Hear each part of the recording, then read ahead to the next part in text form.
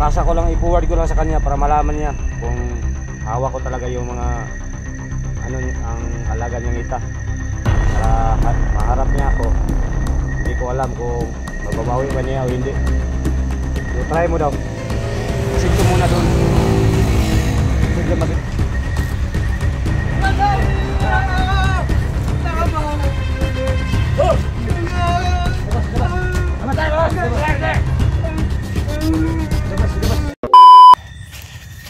on cam tayo. So ngayon on cam muna ako sa kamera kung sinong kamera dinadala ko. Ang target ko ngayon, pupuntahan ko talaga si Eric Vlog. Alam ko ang saan talagang kuta yung malaga niya. So ngayon malapit na ako. Manda kayo sa akin. Yung mga pamilya nyo, uubusin ko kayong lahat. So ngayon, may kasama na akong dalawa. Sila po nag-uuna doon para subaybayan kung nandyan ba ang alaga ni Eric Vlog. May kontak kami. Tumawag siya sa akin kung ano nang sitwasyon. So ngayon, mga viewers ng mga bobo kayo, umanda kayo sa akin.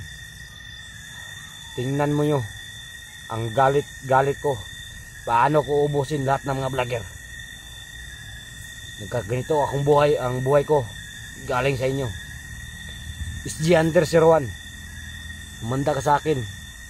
Malalaking patong sa ulo mo. Kayo ang number 1 kong kukunin. So nakita nyo, medyo may kalapitan na ako. So ngayon, tara.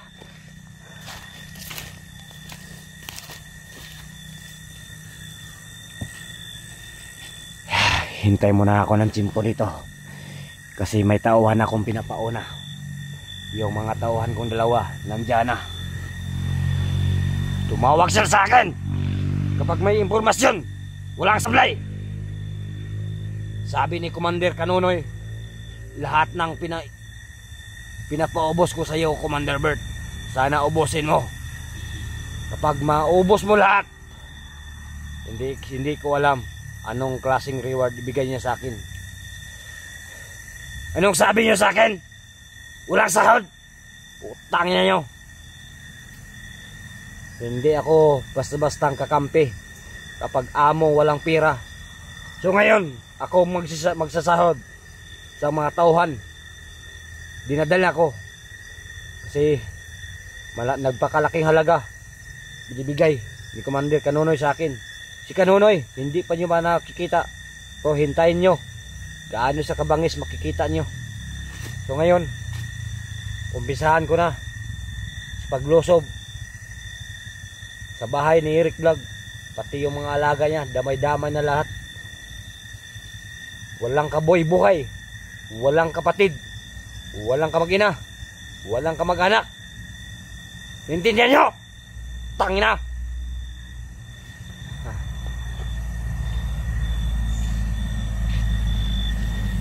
Hindi lang sa ako basta-basta lang may dalawa na akong tao. Sure talaga 100% yung mga tauhan kong dalawa, makaasa rin ako nga makuha talaga yung si Eric pati yung alaga niya.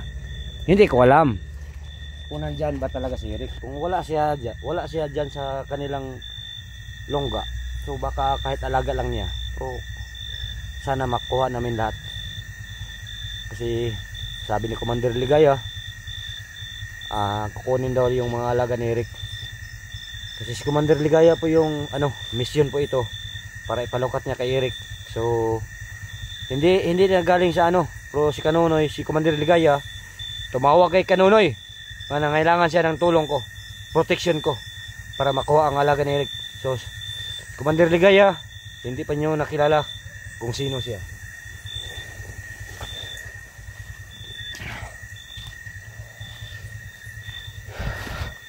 Dahan-dahan ako mga viewers ko, mga balok. Paano ko kukunin yung alaga ni Eric Vlog? Alam ko nandyan lang yung alaga niya. ngayong gabi. Yun namin talaga yung alaga niya.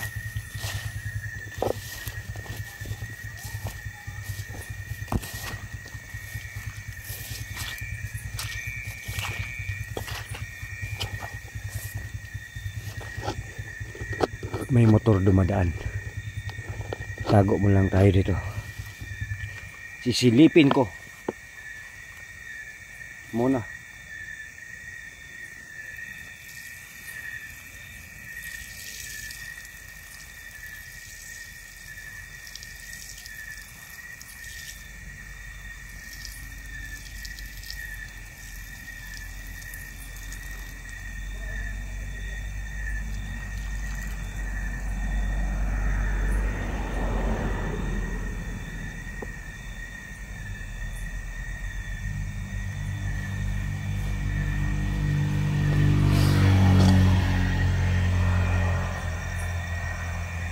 Hindi sa tayo basang basbasok. Manmanan muna natin kasi may maraming mga sakinan motor dumadaan. Sana ang gagawin natin nga walang sablay.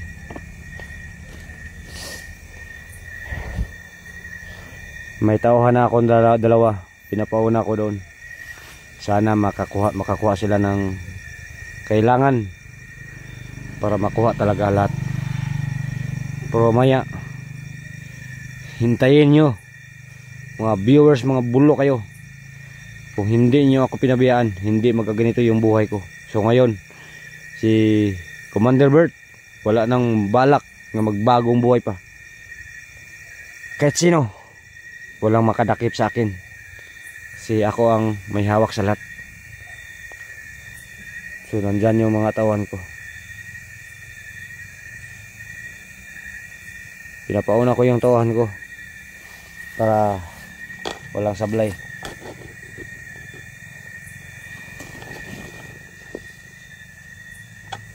Muna yung mga tawan ko. Kapag umabot na sila doon, gagawin namin lahat na makuha namin talaga. Sabi sa tauhan ko, kapag makita raw nila, babalikan nila ako dito. So hintayin ko lang sila kasi medyo madami pang motor dumadaan. Akala ni Eric ba hindi na ako siya lulusobin? Putang na. Wala akong ititirang buhay kahit ano.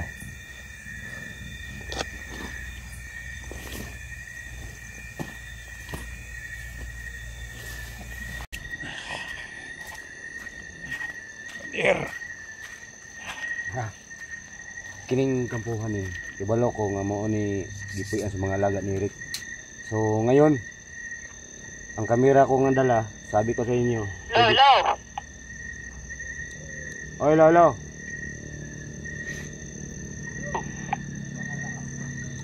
Hello. Positive baka nandito talaga yung alaga ni Eric. Kasi ito yung kamera kong dala, nagbibideo ko. Pasa ko sa kanya para alam niya nakuha ko talaga yung alaga niya. Hello. Oh, kape. So positive, may isa na ako nagsubaybayan yung mga alaga ni Eric po, nandito do sa loob. May kasama na ako isa sa loob. So ngayong gabi, makuha na namin talaga yung yung mga alaga niyang ita. So ito yung kamera dinadala ko. I-forward ko lang sa kanya para malaman niya kung hawak ko talaga yung mga ang alaga niyang ita. Para maharap niya ako. Hindi ko alam kung mababawi ba niya o hindi. So try mo daw. Masid ka muna doon. Masid ka. Baka nandyan na si Resperekid, huwag kayong magpagpagpag ng Baka nandyan na si Resperekid, huwag kang mga papalantada dyan. Diyan ka lang magtago. Hintayin muna natin yung kwan. Masablay nga, sana hindi tayo masablay nga yung gabi ba nga.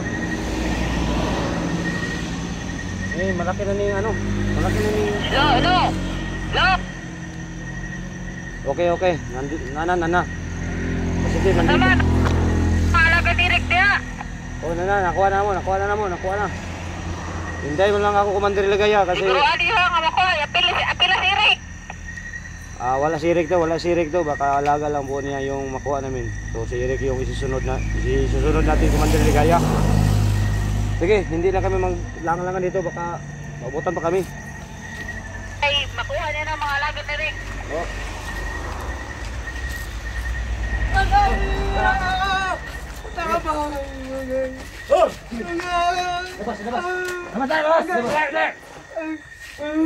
Labas. Pakawali ha. Alaga direct.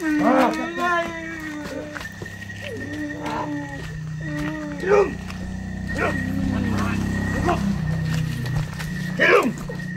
Itabos baba. Bubuan ng... Uy, itabos baba. Ang lan nga matulan niya direct. Hilom.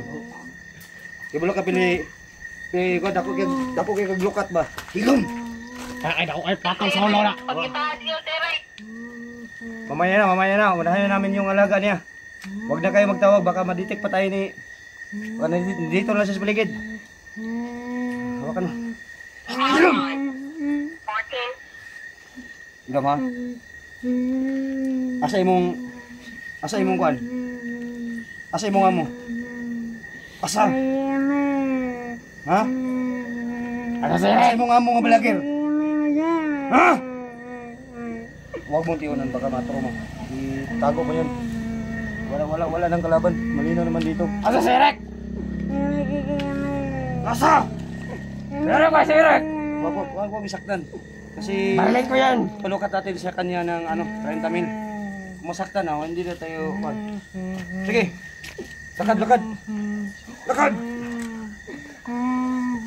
Lakad. Sige, sinong pangalan ni? Mukong, ikaw, Mukong. Mama na si Mukong. Mukong. Hilom! Tara, dito tayo duman. Baka mabuta mo tayo. Ah! Muna.